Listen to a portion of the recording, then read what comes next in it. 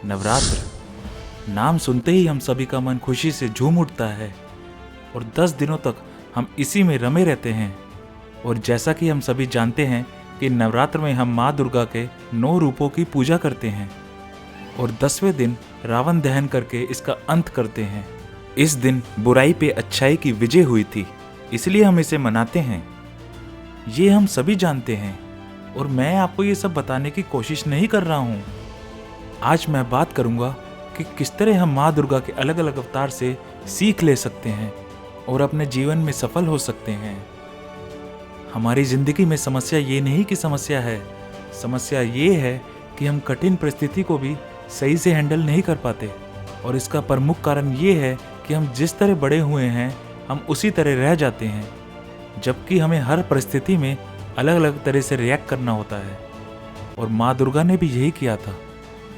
इन 9 दिनों में माँ दुर्गा ने अपनी 9 क्वालिटीज़ दिखाई, जो मैं आपको आज इस वीडियो में बताने जा रहा हूँ। लेकिन अगर आप सच में इन क्वालिटीज़ के बारे में जानना चाहते हैं तो सबसे पहले इस चैनल को अगर आपने सब्सक्राइब नहीं किया है तो सब्सक्राइब ज़रूर कर लें। शैलपुत्री। पहले दिन हम माँ शैलपुत्री की पूजा करते हैं। माँ शैलपुत्री का मतलब है पर्वतों की बेटी। जिस तरह पर्वत हमेशा शांत रहते हैं, उसी तरह माँ भी हमें हमेशा विषम परिस्थितियों में शांत रहने का संदेश देती है। इसलिए हमेशा संयम रखें और शांत रहने की कोशिश करें। ब्रह्मचारिणी। दूसरा दिन माँ ब्रह्मचारिणी को समर्पित है, जो हमें पवित्रता के शिखर तक पहुँचने के लिए प्रेरित करती है। इसलिए हमें हमेशा अपने गोल को बड़ा रखना चाहिए और उस तक पहुँचने के लिए हर संभव कोशिश करनी चाहिए। चंद्रघंटा। तीसरा दिन हम माँ चंद्रघंटा की पूजा करते हैं, जो हमें खुद को सीमित ना करने की सीख देती है। ये हमें सिखाती है कि किस तरह हमें मल्टीटास्किंग बनना चाहिए और ज़रूरत पड़ने पर अपने स्किल्स का उपयोग करना चाहिए। इसलिए कहते हैं कि शिक्षा की कोई उम्र नहीं होती, इसलिए हमें आजीवन कुछ ना कुछ सीखते रहना चाहिए। कुष्मांडा। चौथे दिन हम माँ कुष्मांडा की पूजा करते हैं। ऐसी मान्यता है कि जब ब्रह्मांड का निर्माण हुआ था तो चारों तरफ अंधकार था और माँ कुष्मांडा ने अपनी मुस्कान से पूरे ब्रह्मांड में रोशनी बिखेर दी थी। हम कभी भी कहीं भी जाते हैं तो आपको इंसान ऐसा मिल जाएगा जो पार्टी में 4 चांद लगा देता है अपनी बातों से और मुस्कान से। इसलिए जब भी किसी से मिले, एक अच्छी मुस्कान से मिले और खुशी के साथ मिले। इसलिए कहते हैं first impression is the last impression. इसलिए सभी से हंसते हुए मिले। स्कंद माता। 5वां दिन स्कंद माता को समर्पित है। स्कंद का मतलब है कार्तिकेय, इसलिए कार्तिकेय की माँ को स्कंद माता भी कहते हैं। और ये माँ बेटे के रिश्ते को दर्शाता है। जहाँ एक बेटा माँ के लिए खुद अपने पिता से लड़ जाता है, वही एक माँ भी अपने बेटे के लिए पूरी दुनिया से लड़ जाती है। इसलिए कहते हैं रिलेशनशिप कोई भी हो, उसको समय देना ही चाहिए।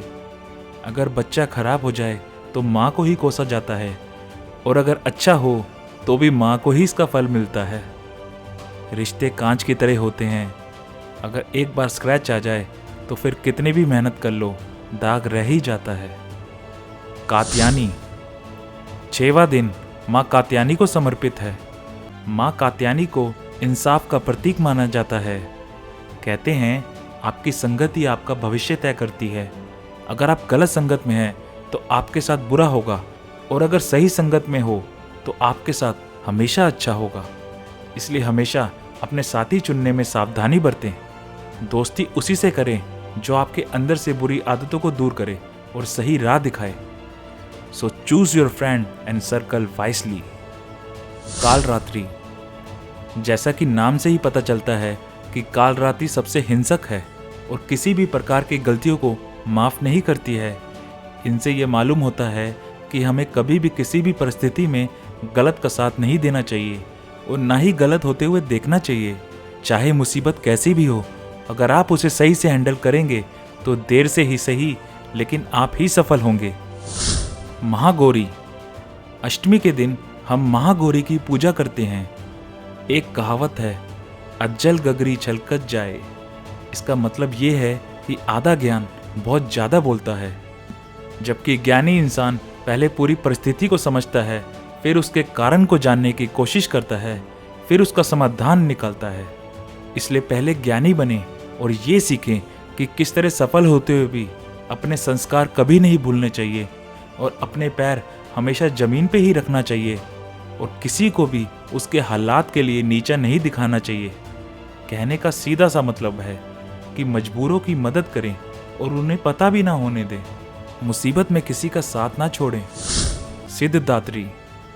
9वां दिन माँ सिद्धदात्री को समर्पित है, जो हमें ये सिखाती है कि परफेक्ट कैसे हुआ जाता है। इंग्लिश में एक कहावत है, jack of all the fields but master of none. इसलिए आप जो भी काम करें उसे सबसे अच्छे तरीके से करें। जरूरी नहीं कि आप हर काम को परफेक्शन से करें, लेकिन ज़रूरी ये है कि आप जो भी करें उसे पूरी लगन से करें और अपना 100% दें।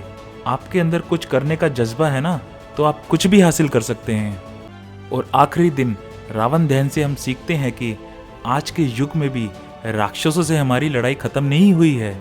ये अलग अलग रूप में आते रहते हैं। घर में, काम करने वाली जगह पर कहीं असुर आज भी हैं, लेकिन इन असुरों से बचने के लिए किसी को कोई हथियार की ज़रूरत नहीं है, बल्कि एक औरत के अंदर की दुर्गा ही हर तरह के असुर को मारने में सक्षम है। दोस्तों, अगर आपको ये वीडियो अच्छी लगी तो इसे हर जगह ज़रूर शेयर करना, ताकि हर औरत को आज के असुरों से लड़ने का साहस मिले। अगर आपने आज के टाइम में अगर किसी असुर जैसी प्रवृत्ति वाले का सामना किया है तो हमें कमेंट बॉक्स में लिख के ज़रूर बताएं। और ऐसी और मोटिवेशनल वीडियोस के लिए please like, share and subscribe.